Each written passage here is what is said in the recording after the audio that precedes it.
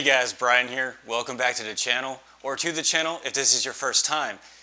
Are you having an issue with particles flying around in your reef tank and you just can't seem to get them out no matter what you try to do?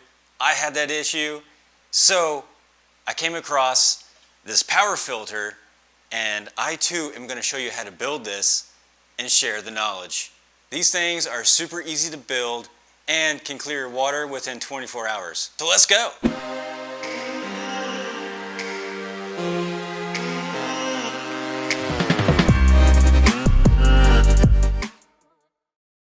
Alright guys, now for the materials that you need or that's required to build this power filter. You will need a DC pump.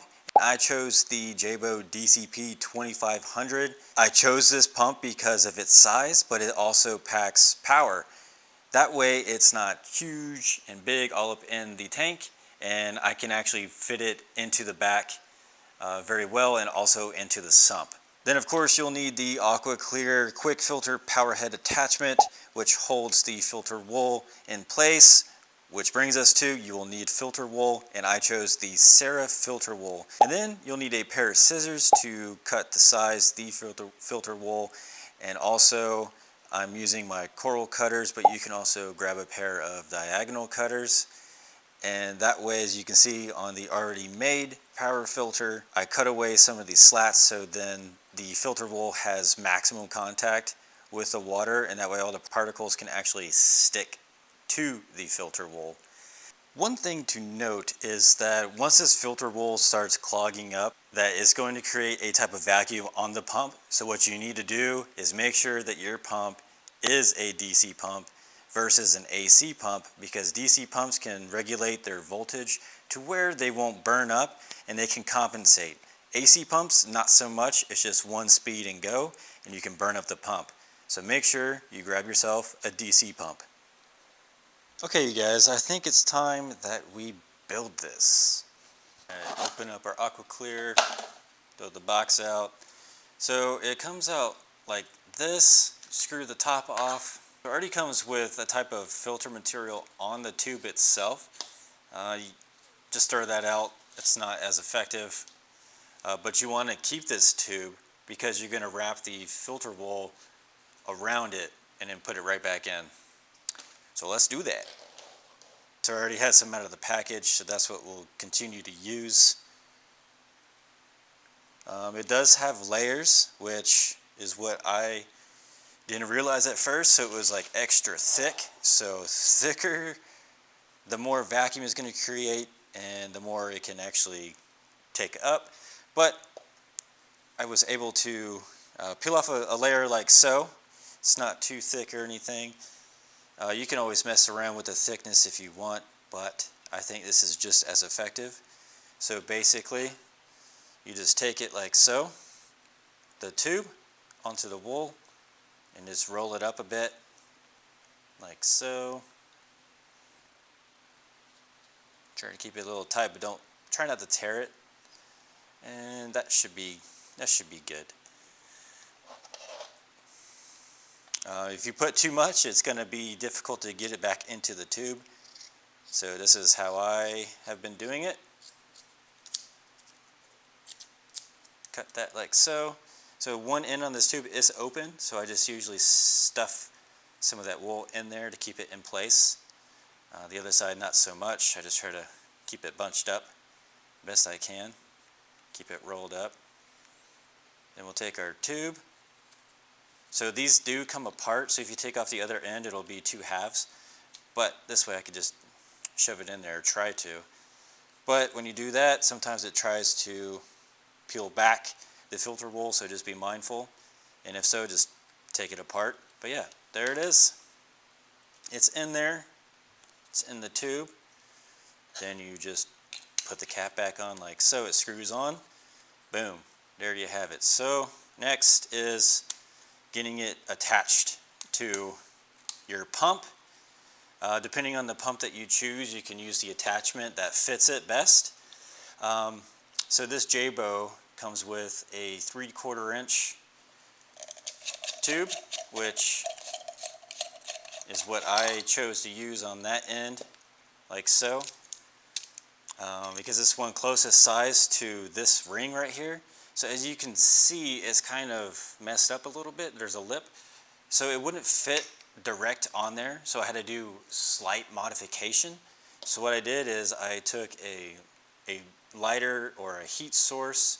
You can use a little heat gun, just warm it up a bit to where it's more malleable, and you can stick this 3/4 through the hole right here, and it'll kind of bond or mold to it. That way it won't come off. This one, I tried taking it off for this video, but it won't. Just make sure that you get this barb, 3/4 inch barb through first, and then put this on, because if you put this on first, it won't fit this union attachment. Ask me how I know, because I did it. And then once that's on there, so this ring does come out of here, it pops out to make it a little bit easier to get it on there. And yeah, self-explanatory, screw that back on like so. And then this one, you know, the cap and everything. So pretend now this is this, and it'll pop on like so. But before that, we need to cut this one. Get this floss out of here, or wool. So now we need to cut this one to make it look like this, so that we can get max contact on the wool, and it doesn't, all the particles don't get caught up on these right here, on these ridges. So the way I did it, I mean, you can do it however, but I left this one on because I think that this wouldn't screw back on if I cut that off, because there's notches on it. So I left that one, so I just counted 1, 2, 3, 4, and then skipped 2. So I left this one on, so 1, 2, 3, 4, right? And we'll cut those. 1, 2, 3, 4, and then just match it to the other side.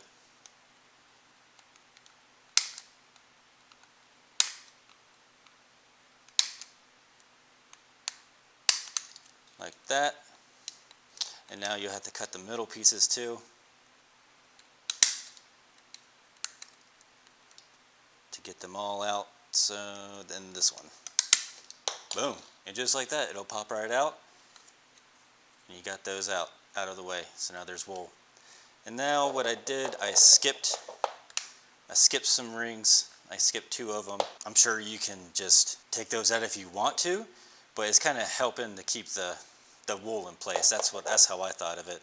But you can always play around what works best. I mean, you can make this whole thing open if you wanted. It's up to you. And then yep, and then skip that one, and 1, 2, 3, 4.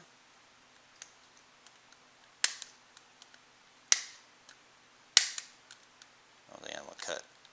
There it is. Cut that. And this one.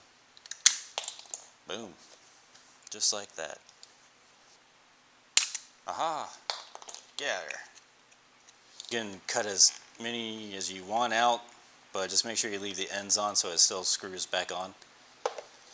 But this is how I did it. You can do it however you like. Little bits. Cool. And then just, yeah, see how it's kind of like coming out? I think that's more the reason why I left some of these in, so it doesn't just come spewing out, so to speak. Alright, and then just do the same thing to the other side.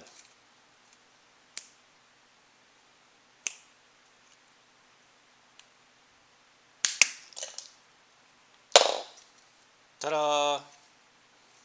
All cut and ready to go, just like that. And now you just plop it on to your pump. There you go. And now your power filter is indeed built and ready to clean. Alright guys, so now that this is built, it's time to show you how well it works. And a lot of these photos and maybe videos, they were optimized for Instagram, so they're not quite landscape. So bear with me, but you can still see how well it works.